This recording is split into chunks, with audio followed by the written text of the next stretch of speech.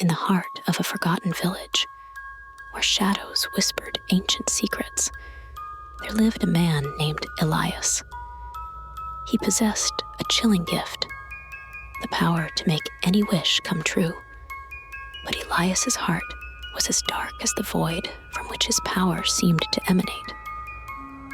Instead of using his gift for benevolence, he twisted it into a tool for malevolence, weaving a tapestry of nightmares that ensnared the village in fear.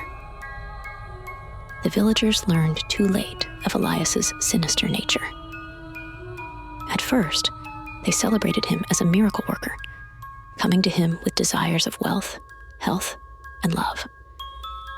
Elias smiled, his eyes gleaming with a malevolent light as he granted their wishes with a whisper. But his gifts were always double-edged swords. Wealth came to one at the cost of their family's lives. Another's health was restored, only to suffer eternal, inexplicable pain. Love was given, bound in chains of obsession and madness.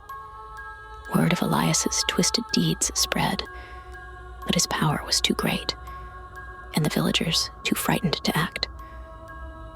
They lived in a constant state of dread, wondering who would next fall victim to his cruel whims.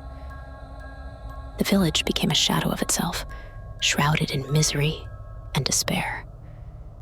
One night, under a blood-red moon, a young woman named Lila confronted Elias. Her brother had wished for the strength to protect his family, only to become a violent, unrecognizable beast. Lila, with nothing left to lose, demanded Elias undo his curse. Elias, amused by her bravery, offered her a sinister bargain. "I will grant your wish," he hissed, "but in return, you must give me your fear."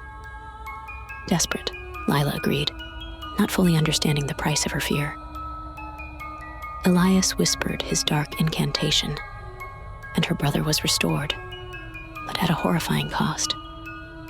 Lila was cursed to live without fear, a condition that might have seemed a blessing but was, in reality, a torment worse than death.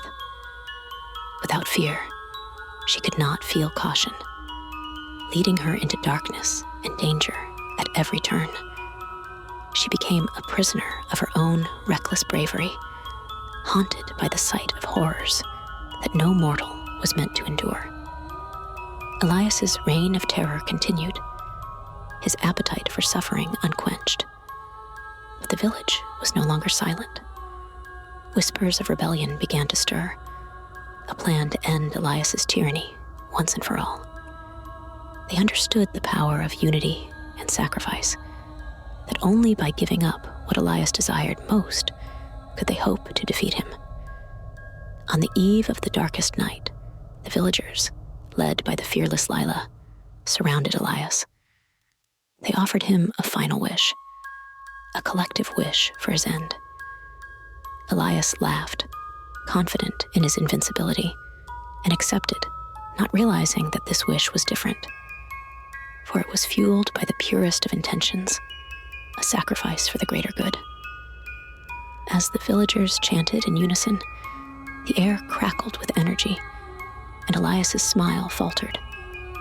He felt the power of their wish seeping into his bones, a force too pure, too strong for his dark heart to bear.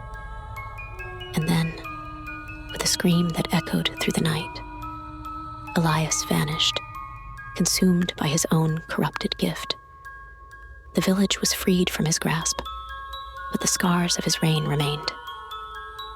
Lila, still cursed with fearlessness, became the guardian of the village, a reminder of the cost of wishes and the strength found in unity and sacrifice.